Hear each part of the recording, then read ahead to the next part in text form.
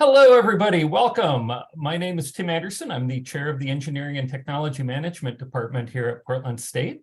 And this is, as I mentioned, the last ETM Distinguished Speaker Series event of winter quarter and the last ETM graduate seminar. And we're saving perhaps the best for last. It's been a talk that I've been looking forward to for quite a while. Today's speaker and I have been corresponding for quite a while, trying to line up the talk, and it's a real pleasure to be able to introduce Brian David Johnson as our speaker today. He's made the future his business. He's served for from 2009 to 2016 as Intel Corporation's first ever futurist, and he's a professor at Arizona State's Global Futures Laboratory and the School for the Future Innovation in Society group there. He works in private practice with a broad range of groups, including governments, militaries, corporations, nonprofits, and startups, to help them envision their future. Brian David Johnson holds over 40 patents and is a best-selling author of both science fiction and fact books, a variety of them, including a threat-casting textbook, The Future You, War, Wizards and Robots, and 21st Century Robots. So this is a topic that is near and dear to many of our hearts in the ETM department, trying to plan for where the technology is moving in the future. And so as Wayne Gretzky talked about, great hockey players don't skate to where the puck is, but where the puck will be. And so Brian David Johnson helps us figure out where that puck will be, not just next year, but in 15 years down the road. So without further ado, I'll turn it over to Brian David Johnson. Thank you. Well, thank you so much, Tim, and hello, everybody, and thanks for joining today. It is a pleasure to be here. As Tim said, we've been trying to find some time to get myself together, and because part of that and part of the reason that Tim didn't mention is I actually live in Portland. That I'm coming to you now from the Northwest. I live in downtown Portland, and have been a proud Oregonian now for about 30 years. And so have been kind of moving around, and it's very rare actually for me that I'm actually doing things here in the city, in the state that I love. And so when Tim reached out, I think I started with yes. And hopefully this is the beginning of many, many conversations that we are going to be having, because I think that what the group does and ETM is sort of really fascinating. And I think you'll find that we all kind of speak the same language. So what we're going to do today, we've got, about an hour together. What I'm going to do is tell you a little bit about myself, a little bit more about my background, what it means to be a futurist, things like that. Then we're going to dive into sort of how I think, and so how to think like a futurist, and then really get into threat casting and what that is, and I'll give a little bit of examples of what we've done there. And then I'll kind of end my presentation a little bit, talk about science fiction, how I merge science fact and science fiction kind of together and use that both with private companies and the military.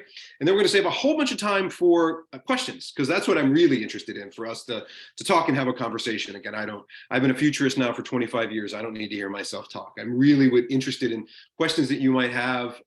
So if you've got a burning question that you can't stop and you've got to just interrupt me. We've got a nice sized group today, so no big deal. Again, as many of you, I believe, are engineers. I'm a system engineer by training, and I'm used to being interrupted. That's sort of how engineers tell each other that they like each other. So I totally get it. If you really have to know, so we can go. And if you want to, you can kind of hold it to the end, and you can really ask me anything.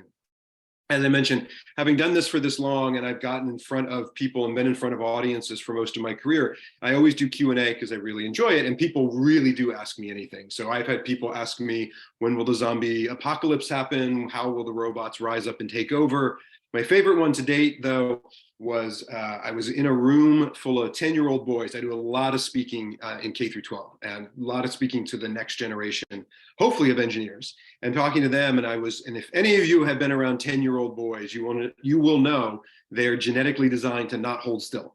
And so they're just moving, and they're moving constantly. And I'm talking about the future, and keep it really short. And then I say, does anybody have any questions? You can ask me anything. And the hand goes up, and I'm like, his name was Leroy. I'm like, yeah, Leroy, what's your question? He goes, I want to know how to build a Death Star. And I said, okay. So you want to know how to build a planet-sized, planet-destroying weapon? And he goes, yeah. And I said, why? And he goes, because it's cool. And I was like, That's true. All right. Let's talk a little bit about something. Where are you going to build this Death Star? Are you going to build it kind of close to Earth? Are you going to build it kind of far away from Earth? Like, what kind of commute do you want? And he kind of talks and he's like, well, I kind of want to keep it kind of close to Earth. I was like, okay, well, we need to have a conversation about mass and gravity, because you start building a planet next to our planet, you're in problem. And we started getting into a physics lesson and an astronomy lesson. So you kind of get into it. And afterwards, the teacher came up to me and she's like, I never saw them hold still for that long because they were just taking notes, how to build a Death Star. So you can ask me anything. And I look and kind of love that conversation. So here we go. I'm going to share my screen, just have a few visuals that we can take a look at, just so you're not just looking at my bearded face the whole time. So yeah, that whole thing we're going to get into is how to think like a futurist and how to kind of use this type of work. And it's very specific. And when Tim and I were talking about this, it is really specific to engineering. Future casting and threat casting, the type of work I do, really grew out of engineering and design. And I'll tell you, and that's sort of my background. So as we mentioned in my bio, I'm a futurist. I'm an applied futurist, which means I work with organizations to look at a range of possible potential futures. And then we backcast and say, okay, what do you need to do today, tomorrow, 5 years from now to move towards that positive, build that product, or avoid the negative? What do you need to do to disrupt and mitigate that negative? And as Tim said, I was the chief futurist at the Intel Corporation. And many of you know, for them, it takes them 10 years to design, develop, and deploy a chip. And so that was my job. They didn't need to know what people wanted to do with technology 10 years in the future. That was what I did. So I did future casting and threat casting with them. We figured out what they wanted, then we backcasted. I ended up delivering a specification to the silicon architects to say, okay, here are the capabilities that are needed. And then we would use this for HR, for recruiting, for patents. That's why Tim mentioned I've got over 40 patents, because it's on the other side of the patent window.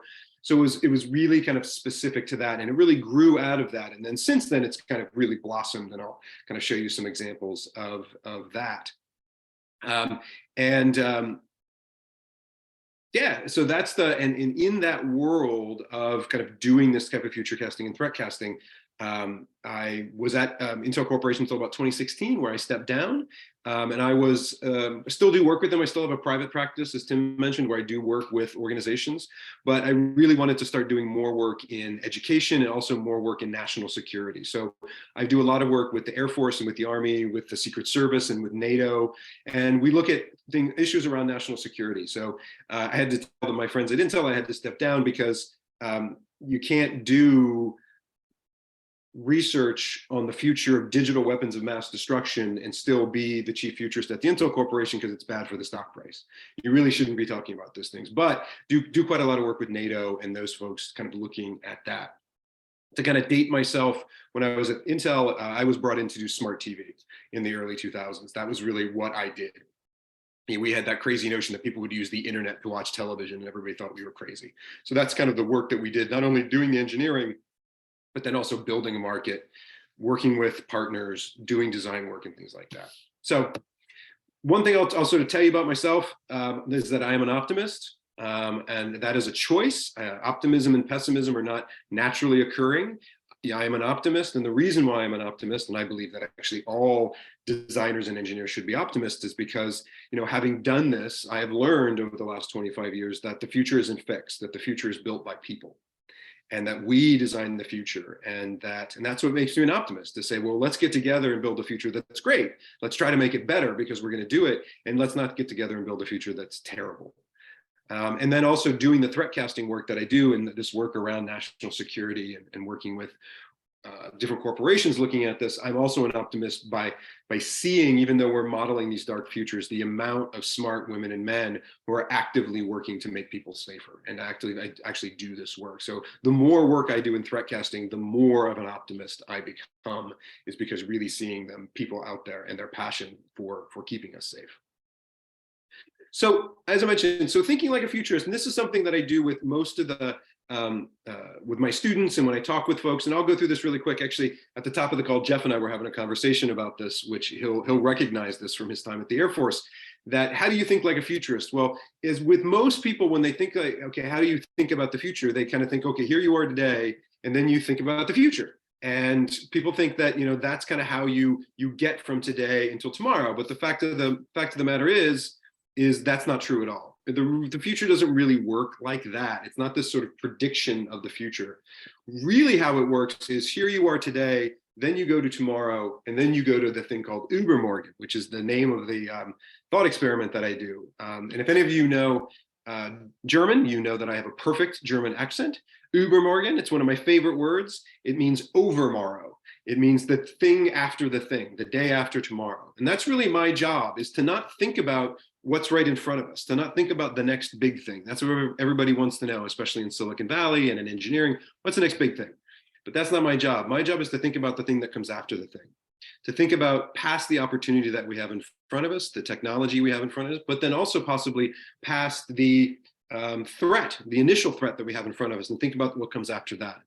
And that's really the crux of being it, because why that's so important, because if you can think about the thing that comes after the thing, what you can then do is turn around and look backwards and do that backcasting, like I talked about, and not only prepare for the thing after the thing, for the Übermorgen, but you will also be better prepared to respond to the next thing that's coming, and the thing that's in front of you. And this is a kind of a shorthand. A lot of people that I do work with sort of have that conversation to say, okay, we're looking at a new technology, we're trying to build it out, but to have the conversation, okay, if this succeeds, then what comes after that? Or if this fails, what comes after that?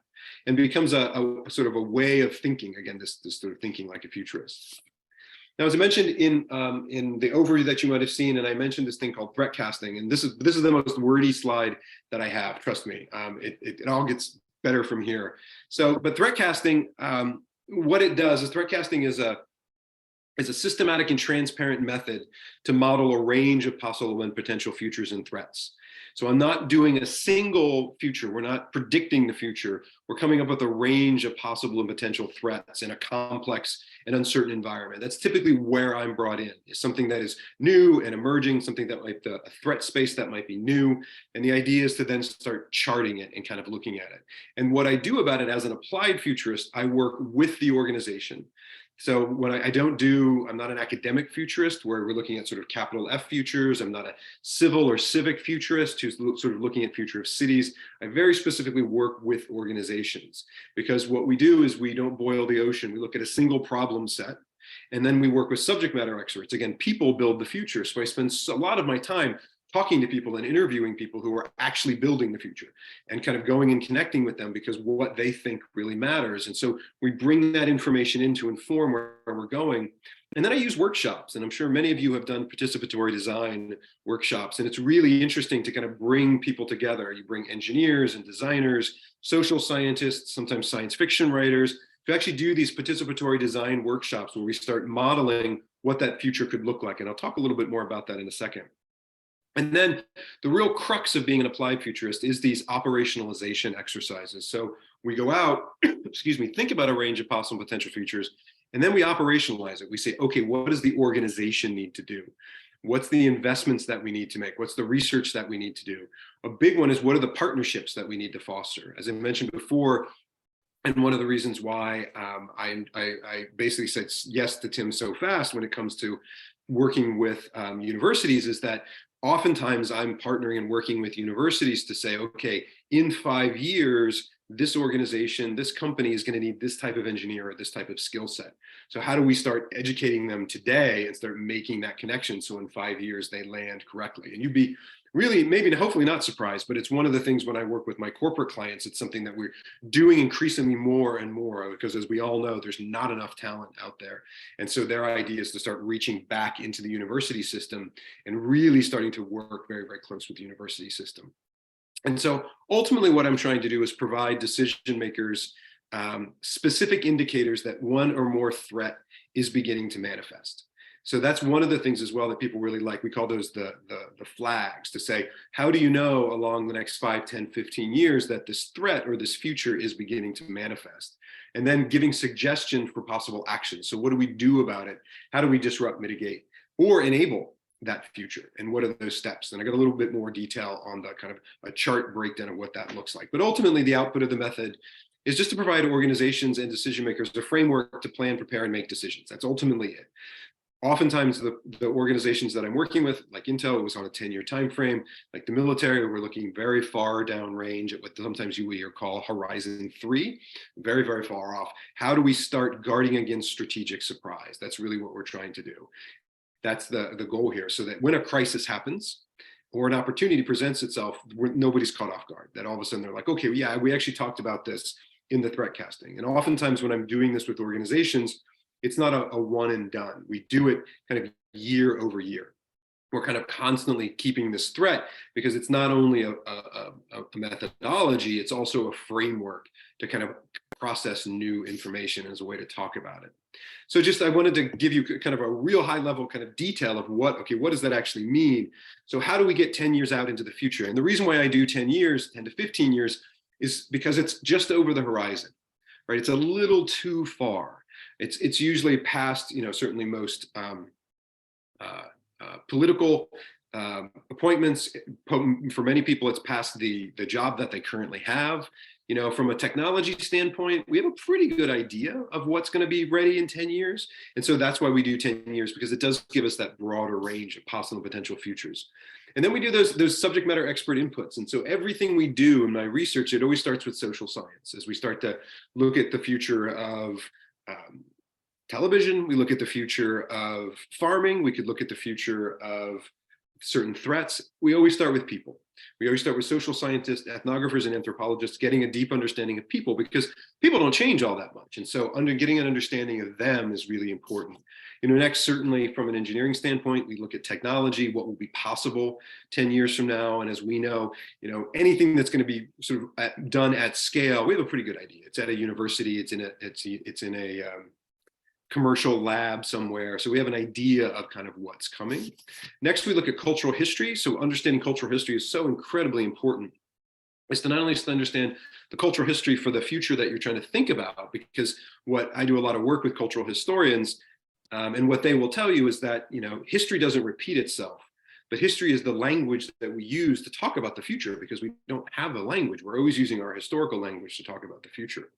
But then also, being an embedded futurist and an applied futurist, I need to understand the cultural history of the organization in which I'm trying to make change. And because, as we know, all organizations have their own language, their processes, their procedures, their ways of getting things done. And that's what's so really important to understand once we get to that backcast, so we can be really specific. And we're providing the requirements documents, the strategic documents, what is needed to kind of make that change. Next, certainly we look at economics, sort of getting an understanding. And usually I'm trying to find opposing views, trying to find, especially with economists, it's pretty good to find ones that don't agree with each other. And oftentimes with my students, I'm trying to get them to hold two opposing ideas in their brain at the same time, and sort of using that as inputs, trying to find different counterfactuals or ones that don't go together. Next, we look at trends. And the trends are really more cultural trends or regulatory trends. And that they're much easier to track and sort of track over time. And then the final bit, as I mentioned, is going to the people. I call that data with an opinion. We go and find the people who are actually doing this work, or people who are at large corporations or in governments or things like that, and getting an understanding of what they think the future could be. And not because they're correct, but really because their opinion matters. Because if you talk to Meta, if you talk to Google or Alphabet about the future of the metaverse or technology or social networking, they may not be right, but they're going to put a whole lot of time and a whole lot of people to try to move towards that. So it gives you a good kind of understanding. So we take all of these inputs and we do a little bit of sci-fi prototyping. So sci-fi prototyping is sort of science fiction based on science fact, which is all the science fiction that I write. And we use all of that to come up with a vision for the future. So this is all the pre-research. And this is that participatory design work that we do. Sometimes it's 1 day, 2 days, sometimes up to 5 days, where we're getting together and doing this effects-based modeling, where we take all these inputs and look at the research questions. We start developing what this future could look like, but we do it in a different way. And here's how threat casting, many of you may have had touch and work with scenario planning or futures wheels or things like that. And where threat casting is quite different is it starts on that macro level, right? We're looking 10 years out at these different areas to solve our research question, but then we get really specific. We look at a single person in a single place experiencing that threat. And I break people into small groups. So oftentimes we have between 20 to 70 people when we're doing this, small groups of 2 or 3 people. And we get them to think about a single person in a place experiencing that threat, because as we all know, who you are and where you are really matters. And certainly COVID taught all of us that. And we can talk in the Q&A. I actually did quite a lot of COVID modeling, threat casting for the Western states during the pandemic. And so we have them do that, and we have 10, 15 teams doing it. And then we have them do it again, pick a new person in a new place experiencing that threat. And we do it multiple times. So what this starts to generate is we have a very simplified database that starts explaining these threats. It gives a lot of detail, and it talks about what enables that threat and thinks about what it looks like. And so we get a pretty large data set from not only just looking at a single version of what that threat or that future could look like, we actually get a much more well-rounded data set, because what that then allows us to do is look backwards and say, all right, first let's describe the event. The event is the digital or physical instantiation of the threat, because if it doesn't instantiate, it never doesn't exist. So we kind of talk about what that will be, and we use that as a way to get really into details and get into things like second and third order effects, to get into things like, when your person experiences the threat, what will they first understand about it? And then what will they learn later? Right? Because as we all know, in different threats and different futures, there's a lot of this sort of takes place over time, and time is real important as we're kind of mapping this. And then we start to say, okay, well, what do you need to do to disrupt it? What do you need to do to mitigate it? And oftentimes, what do you need to do to recover? I've done a fair amount of work with FEMA, where we were looking at the future of wildfires in the West. We were looking at earthquakes. And of course, we were focusing more on recovery. But then as we looked at recovery, we could say, okay, well, how do we mitigate? And where do we, how do we put stashes of things, places, and supplies? How do we have those plans there? And then what we do is we say, okay, what are the gates? So what are the actions along the 10 years that we can begin to take to disrupt and mitigate it? What are the things that we need to do? And then one of the things that most people like, I think the most, are the flags. And flags are those indicators. So along the way, what are the indicators that tell us that this threat is beginning to manifest? And this is typically what CEOs and the generals really like, because the flags build off each other. They're not signals, they're not weak signals or anything like that. They really are flag A, then you have flag B, C, and D, and they build off each other. They're generally around technologies or geopolitics or things like that. So you actually have to have them building off each other. And so there, what that allows us to do is, once we've built out the models, we have the qualitative design models, and then we have quantitative measurement. We have quantitative near-term and mid-term flags that we're monitoring. What that then allows us to do is, so that when the first flag happens, we can go back to leadership or generals or a CEO and say, ma'am, flag, you remember that threat we were talking about? Well, flag A happened. There's nothing to do. Just know that it's beginning to manifest.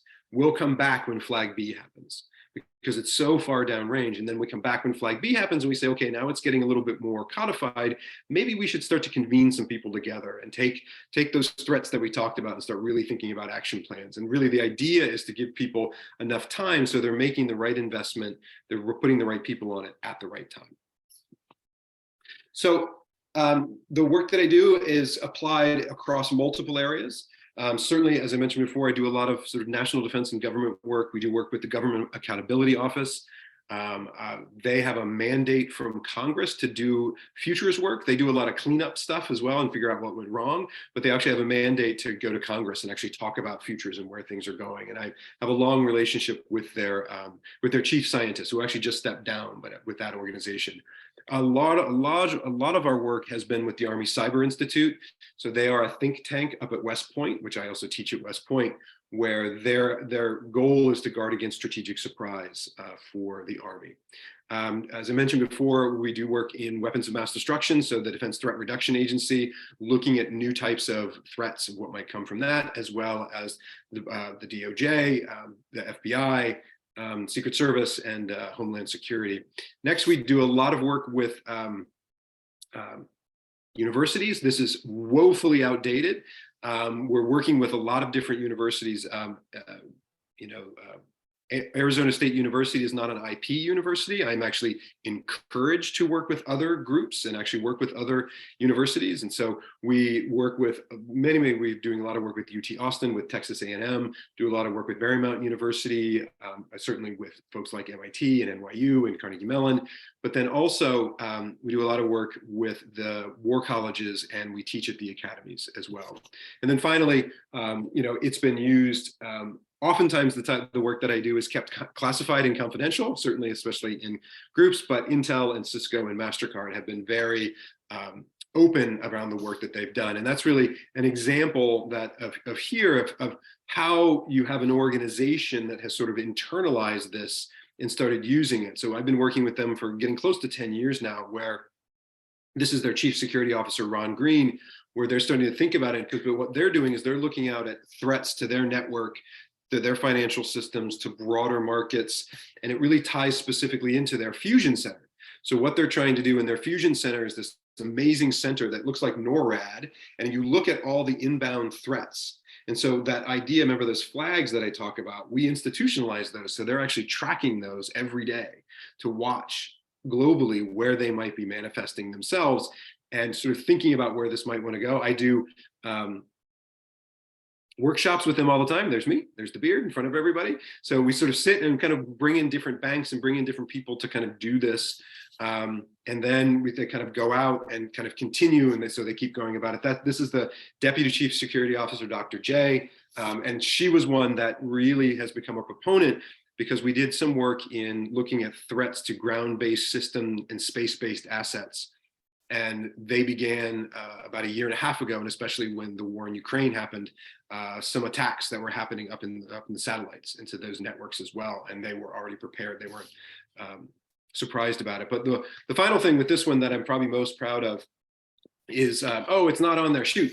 In July of last year, Ron Green went in front of Congress and started talking about the importance of threat casting. And as we start to think about how we defend the nation, and that it's kind of a way of thinking. And so he had sort of talked to some of the senators about sort of this is how they do it. And a lot of them got very, very interested in sort of where things were going. As I mentioned before, and I'm getting ready to wrap up, I have a lab at Arizona State University called the Threat Casting Lab.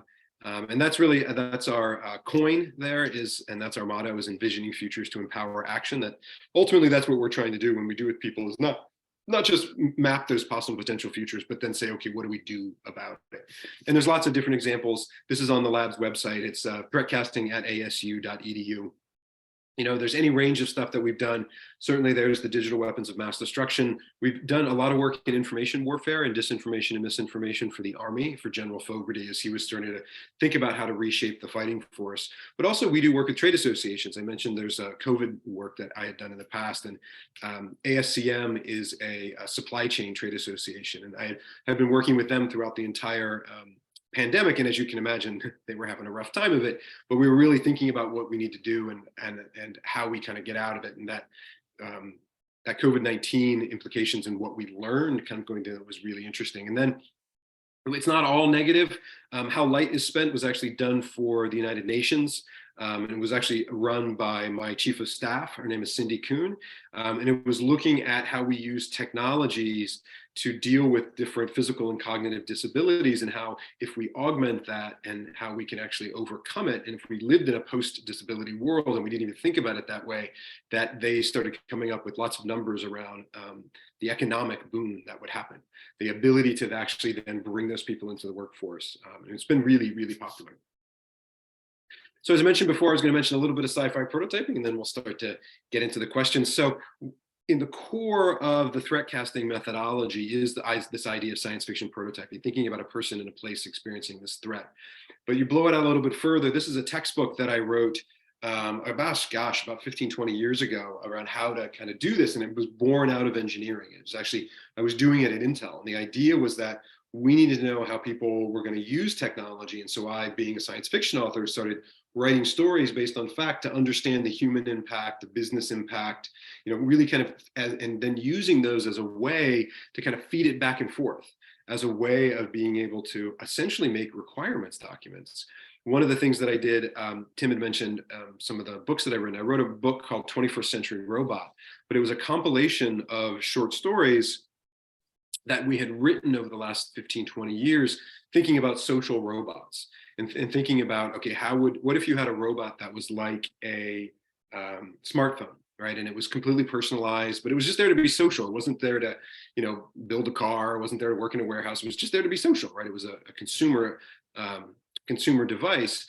And when we were thinking about it, and I was doing the future casting on it, we couldn't build it. By that point, I think the price tag on it was it would cost $1 million to actually functionally build the robots that we were thinking about. But so what we did is we did sci-fi prototypes, and in kind of in the vein of Isaac Asimov, but in a positive way, of his robot stories, right?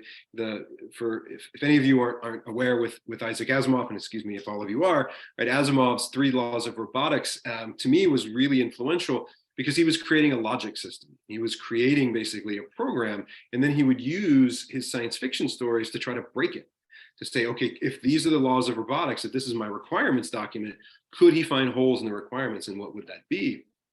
And so for me, that was hugely influential. So we kind of came up with, okay, what were these robots and how did they work? And then we put them in different situations and had them do different things. And we called them weird little robots doing weird things. And so we had them do that. And then as the time moved on, the price tag dropped to about $200,000. So in the lab at Intel, we could actually tinker with one. But then they started getting down to sub 100,000, down to 20,000. It started getting lower and lower and lower. And when we really started working with the engineers to build it, they would read the stories, and the stories became the requirements documents. And I'll give you an example that isn't in my domain. So I was working with a mechanical engineer, because she was working with the servos and working on the design. The bodies are 3D printed and working on the design of it. And she had read one of the stories, and one of my favorite lines in one of the stories is the main character's name is Dr. Simon Edgerton, and his robot's name is Jimmy. And so in the story, he says, the doctor looked down at the robot, and the robot looked back. And I was putting a little bit of agency between the two, and that they were having a bit of a relationship, and there was that social bond and relationship. But the mechanical designer looked at me and said, "Oh, so you're saying it needs to have a ball joint or a swivel in its neck?" And I was like, "Oh, yeah." She said, "Well, if it's got to look up, you've got to be able to do that." So she was able to go through, and it became a really fascinating exercise to sort of say, how could you sort of break these things down? So that's one of the ways that we kind of use it in the generative sense. Another way that we use sci-fi prototyping is as a way for people to think about the sort of negative implications of what that might look like. And as an example here, this is one that we recently did for Cisco, looking at the future of terrorism, supply chains, and cyber attacks. And what they were doing in Silicon Valley was they were putting on a 2-day event, because that's their line of business, to how do you harden supply chains. And so they wanted to kind of take the threat casting work that we'd done, but make it really visceral. And that's what we came up with here, was to say, what if you had a state-sponsored terror group that aims to attack New York City and destabilize the United States by targeting ports and critical supply chains? So what we ended up doing was creating this graphic novella that really starts and step by step talks about what a threat might look like and how it might manifest over time. First being working at the edge of your supply chain and doing a phishing attack on a mom and pop, so that you can get into that supply chain system, so that you can then up ladder to the next one. And then saying, all right, so let's say you've got somebody at the port and they're just on social media, right? And this was earlier on when people didn't have that much awareness about it, where people were talking about, somebody's just carping about stuff going wrong at work and saying that things are bad. And then each of these, if you can notice, see these little symbols. These symbols in the final deliverable were clickable, actually. And what it did is it went to the science fact that this was based on. So that every time we went through this step by step by step, we actually could show the systems and the engineering and the facts and the research that went into it. And so in this scenario, what was done is that you have a terror group that's trying to find a hole in the supply chain in a port. And so what they're trying to do is find when the scanners break down and they get into the system, and they're able to kind of watch Bill here, and Bill starts carping about the system going down again.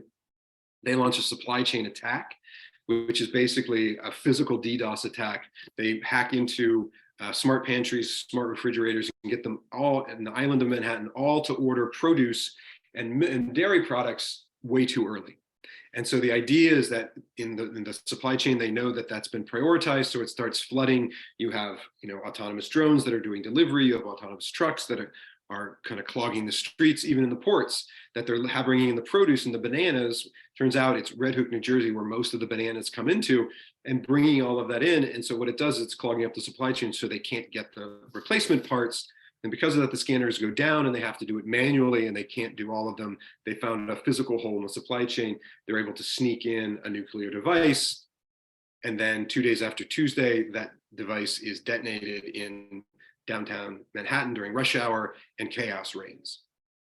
And the idea here, although it was very dark, we go back to the idea, and this is a quote that Kate O'Keefe, the senior director of their innovation lab, kind of came back to. It's the usefulness of this, not just as the requirements document, like I said, with Jimmy the robot, but with this, she said that people aren't wired to imagine 10 to 5 years out, and it's a blocker to what they need to get done, especially in doing innovation. So if we create a world for them using these sci-fi prototypes and they can immerse themselves in it, they can immediately start thinking about, what are the solutions? What can they do about it? And what are the steps that they can take? And that's one of the things that came out of this. And it was in the press when they were talking about it. They ended up coming up with $250,000 worth of funding to fund 4 different startups to actually go and start hardening the supply chain against some of these threats. And that's it. I've got a lot of backup and things like that, but I wanted to save a lot of time. We've got about 20 to 30 minutes to be able to kind of just dive in. I'm going to stop sharing now and we can jump back in to see if anybody has any questions. Remember, you can ask me anything. Yep. Oh, we've got some questions in the chat already. And Chip, you had the first one. You can unmute yourself if you'd like and ask in person. Great. Okay, thank you. Hey, well, that was a fascinating presentation. And do you have a link to that last graphic novel? Is it online? It is. So if you go to, well, let's use that. If you type it in. Yeah. I can send it to you real quick. But okay, cool. But that wasn't the question I had. So population, food, and energy. These are 3 things that cause lots of grief. What do you see in 15 years or 100 years? Well, I only do 10 years out. I do 10 to 15 years out. So Okay. I can introduce you to futurists who do longer. And I just put that link into the chat. Thank you. That'll be all the sci-fi prototypes. So from an energy, I can talk about energy because I've been doing a lot of energy work because they're long-term bets, right? There's things that need to be done. And certainly being based at ASU, there's a lot of work in sort of climate and solar and going to net zero and doing things like that.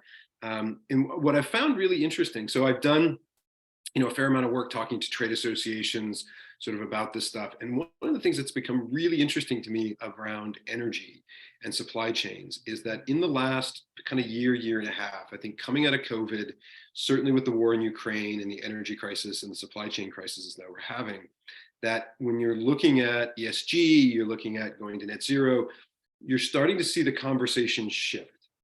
And the conversation is less about the right thing to do and thing that we need to do and sort of more intangible, that it's becoming about national security. It's becoming much more about resiliency. And certainly I think with the Infrastructure Act and the CHIPS Act, that's one example of that. Now you can agree with it or not, but that we're putting and saying, okay, we need to make sure that we're doing better. And it's really interesting. And then as I mentioned, I was up in Canada. There we go. Yeah. So yeah, I've done a lot of work with the CHIPS Act, as you can imagine, where it's good. A lot more needs to be done, but it's good. So, but what was really interesting, well, 2 things. I was up in Canada. I was at a conference called Westpac, and it's the Westhac. It's the Western Canada Transportation Trade Association. So big energy, rails, ports, all that type of stuff. And did a fair amount of work with them. Number one, they were like, well, the United States is ahead of us because of the CHIPS Act and because of that, which it's very weird to be in Canada and have Canadians say nice things about Americans. It's very strange. Many of the Canadians are very nice, but I was just like, that was weird.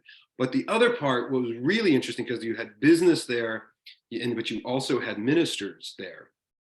And especially some of the rail folks, you're beginning them to look at energy and infrastructure and starting to model resiliency in it, because when we do have failures or like say when the catastrophic rains that happened up in Canada where they had the mudslides and they had no rail service in Western Canada for over 5 days, that cost them billions of dollars. So you're really starting to see that a lot of these things are kind of shifting more into what do we do about it? And that's one of the things. Chip, I can totally connect you. There's a gentleman by the name of Dr. Clark Miller. And I've worked with Clark he's at ASU. He does a lot of work in sort of solar futures because as he'll tell you, it's always sunny somewhere, right? And so what he's really now working out is this the thing to do or not, because we're even starting to see what's going on with California and them selling back to Canada and selling with the energy. that what he's starting to think about is what does a national, or what is a continental solar grid look like, and how is it moved around, right? So much like water, as we know, water in the West, it's not that we're out of water, it's just it's on all the wrong places and all the wrong time, right? So we know that, and he's kind of doing the same thing with solar and trying to get into, and we're partnering with businesses to actually really think about what we need to do to make it work. And so that's been a really interesting shift for me, really just, and I've lived it over the past kind of year and a half. And I think it's a positive shift.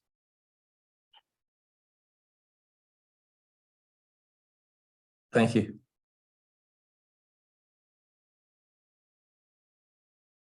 Oh, Tim, you're on mute. Yep. We have we have several other questions in the chat. And great. So, Tanmay wrote, what do you forecast about the 4th generation warfare technologies in for biological wars?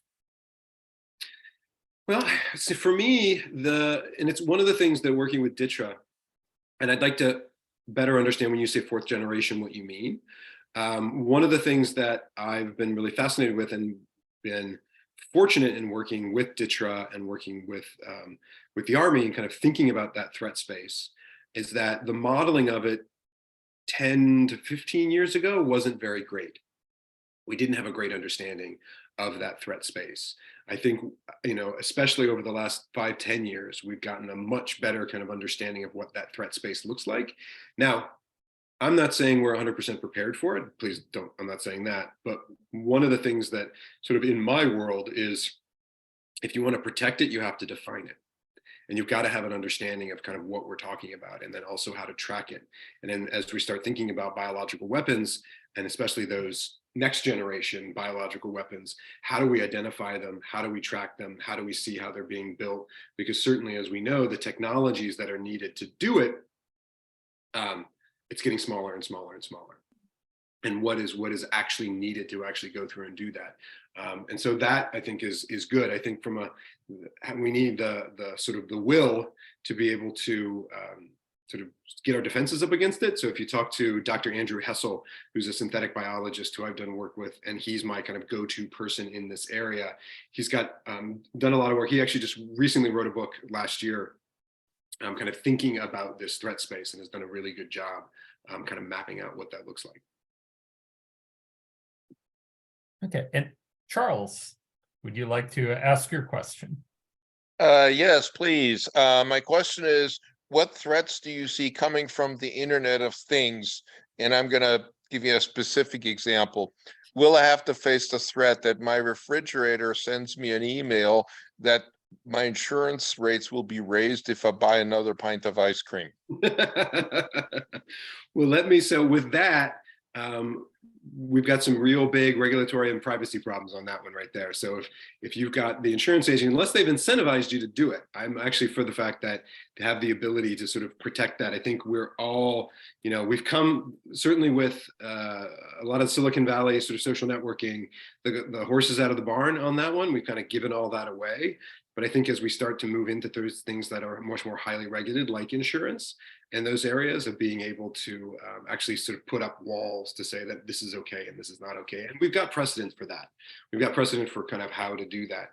Going back to your broader question about what are the threats from the Internet of Things, all of the above. So the Internet of Things, I've done a lot of writing around the Internet of Things because that's the world I come from.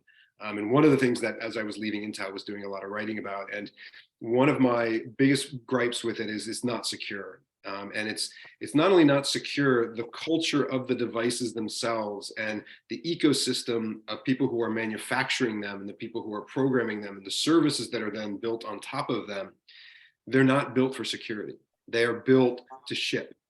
That they're rewarded for shipping, right? Always be shipping, always be out there, always be out there. It's that sort of mantra, certainly of software companies that has gotten into hardware companies. And the problem that I have with that is you have these completely outgunned, over-revved devices in your home, like your thermometer, that is incredibly powerful, far too powerful than it needs to be a thermometer, that is a sensing device that is really not built in with enough security that is needed. And the more that it comes into your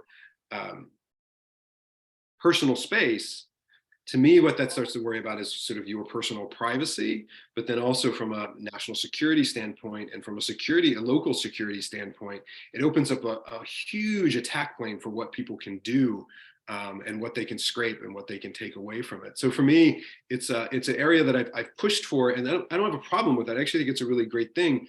What starts to worry me as it moves from sort of the Internet of Things is to more the sort of the industrial Internet of Things. And that one is a little bit more secure. It's a little bit better. I do a lot of work in manufacturing where that actually has a lot of the kind of air gaps and closed loops that are not there. But as it moves into infrastructure, so we are beginning to see more and more public-private partnerships in smart cities where we're taking the kind of Internet of Things, where we're making things smart. And what I want to make sure that we're not doing is sort of taking the legacy of not being secure and then rolling that into our cities. And especially when you're doing it with taxpayer dollars, I think there's a real way to kind of stand up and really kind of interrogate what are the security measures kind of around this, because when you're doing public-private partnerships that you often get into, it's more about funding and just sort of getting it put out there. And I've talked with policymakers a lot and pushed with a lot of people who have passion around this to say, we really got to push on it. We really got to interrogate it, because if it's paid for by tax dollars and it's in our sort of civic infrastructure, that's very different than having, a watch that, or your refrigerator saying, don't eat that ice cream. It becomes a really different level threat. Thank you.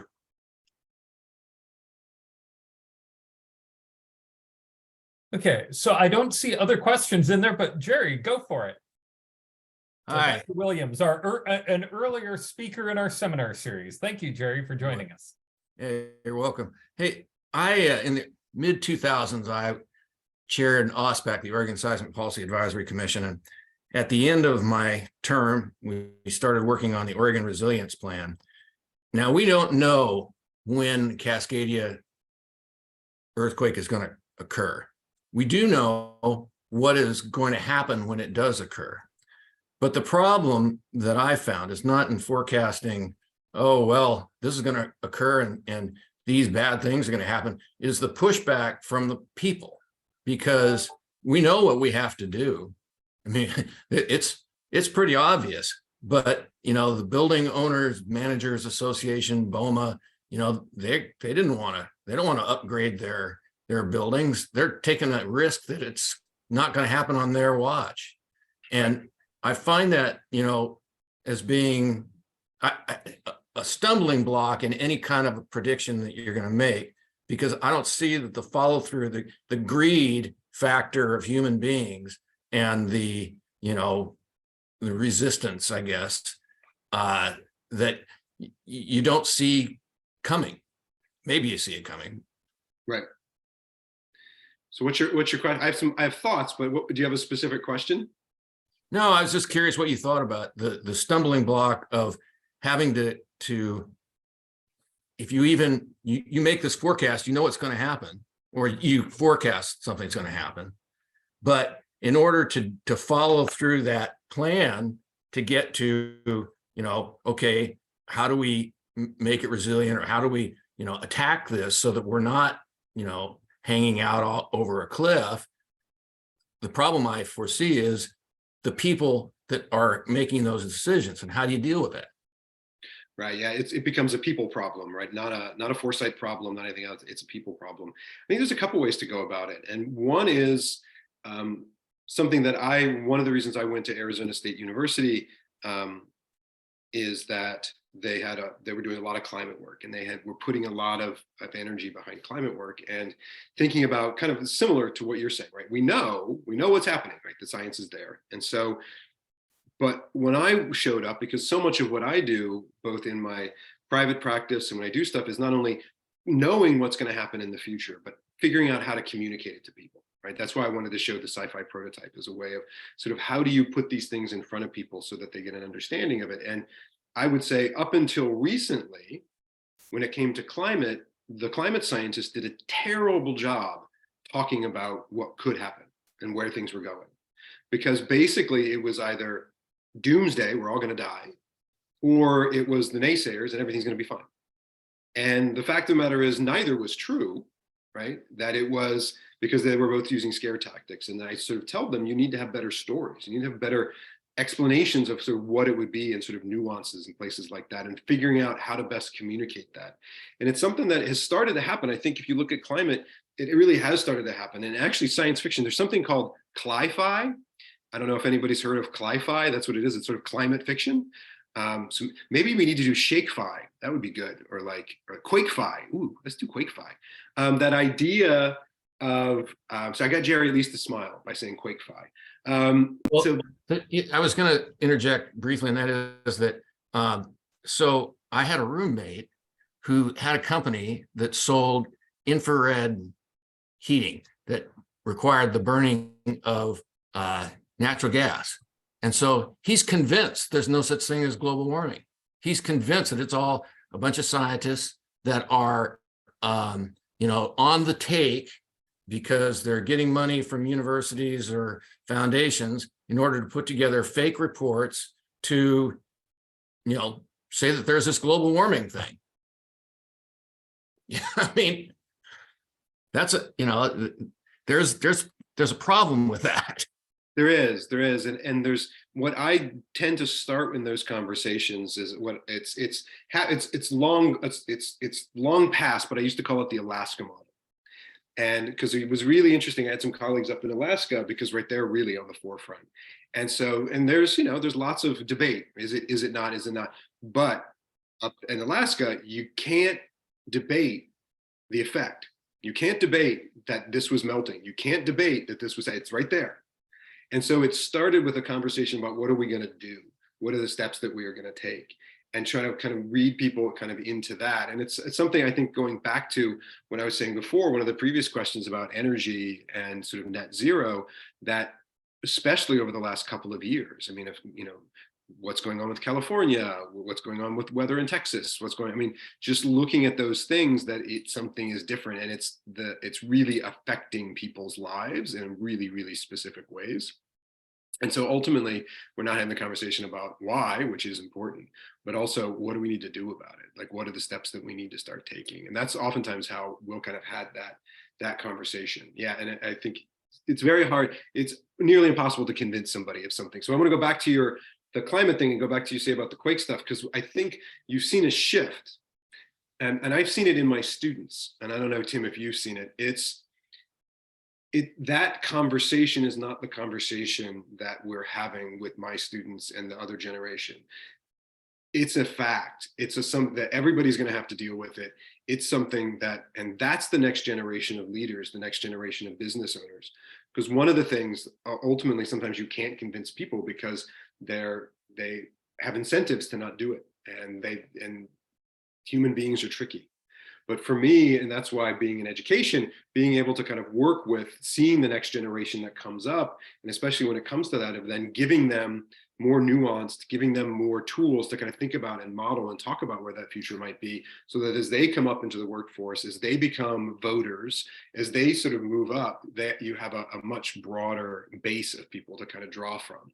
And it really has changed. I mean, from generation X, then as you move to millennials, to Gen Z, to now where we are, a generation they haven't named yet. But sort of watching that shift, I think having that communication and sort of working at that level, to me, is one of the ones that becomes more important, because that's so much change can kind of happen there. And I think when it comes to quake-fi, when it comes to that, being able to have those discussions with people and present what those possible futures might be, and to have that kind of rolling conversation. I mean, at least for me, and I don't mean to bright side you at all, but having been here for 30 years, it's a different conversation than it was in the early 90s that we were having about the Cascadia Fault. That it is quite different. Yeah.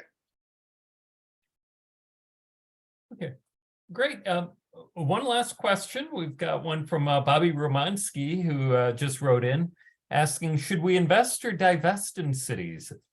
And so more discussion on it of, as technology becomes smaller, cheaper, energy is abundant, and remote communication is excellent, we're seeing interesting trends in both directions almost at the same time. Should we sell the office buildings and build a global remote team? What should PSU do with all of our buildings and local programs?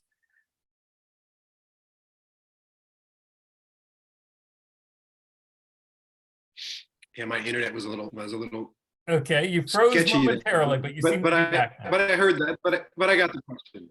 I got it. Yeah, so I got it.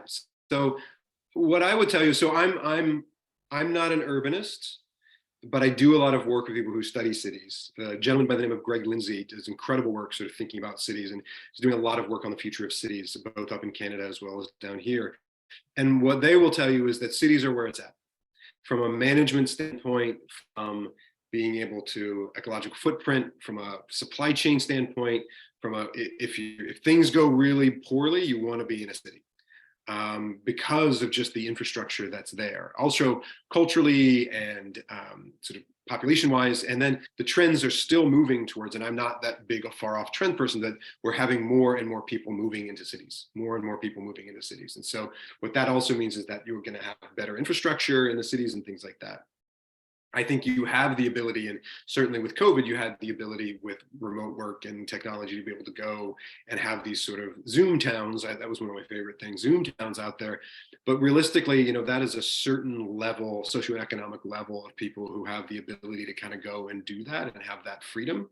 I think as you start to look at kind of where you can care for the most amount of people from top to bottom and be able to do it, what most of the urbanists and most of the people that I work with is that cities are where it's at, and we actually need to really double down on our civil and city infrastructures.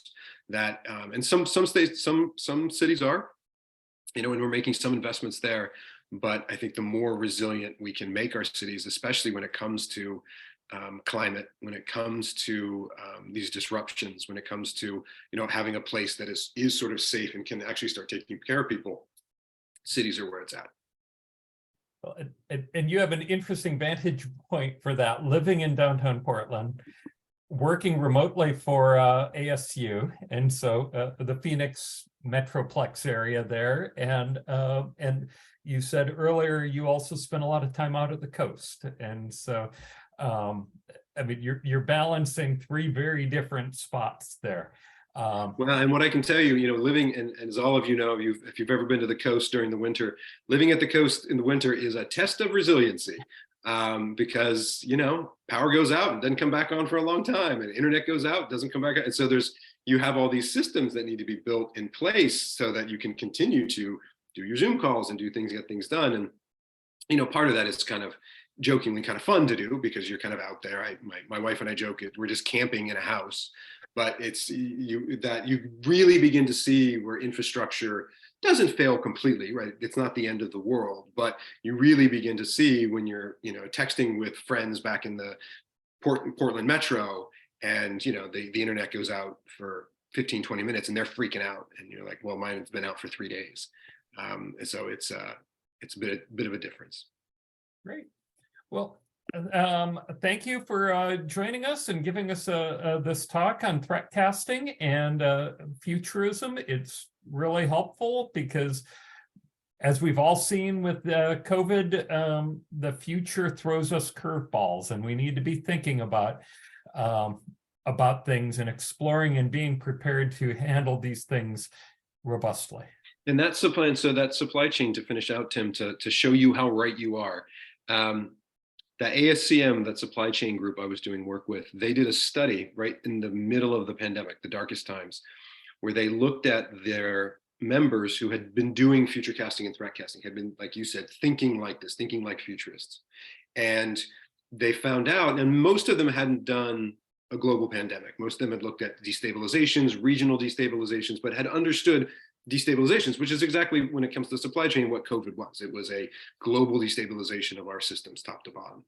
What they found out is the companies that had done that work, had just done that type of thinking, were able to pivot and make changes 2 to 4 months ahead of everybody else because they had that mindset, they had that ability, which from an economic standpoint and from a supply chain standpoint gave them an incredible advantage. So you're right. And especially and I think a lot of people learned that with COVID, is that this type of thinking and just taking a moment as you're thinking about technologies and where things are going, to think about the thing that comes after the thing, to kind of start thinking about that, not just about the thing that you are engineering and the thing that you're working on, but the effects of after that, and how and what you want that to look like, because you get to build the future. And so I think it's an important conversation for engineers and designers to have. And then I'll finish off and I'll proceed to say thank you, everybody. Thank you so much, Tim, for having me. Hopefully this is not our last conversation. If any of you are interested and want to connect with me, please connect with Tim. He'll give you my contact information. And again, I'm local, so I'm here to help. So thank you so much and have a lovely weekend, everybody. Super great. Thank you. Have a great weekend, everyone.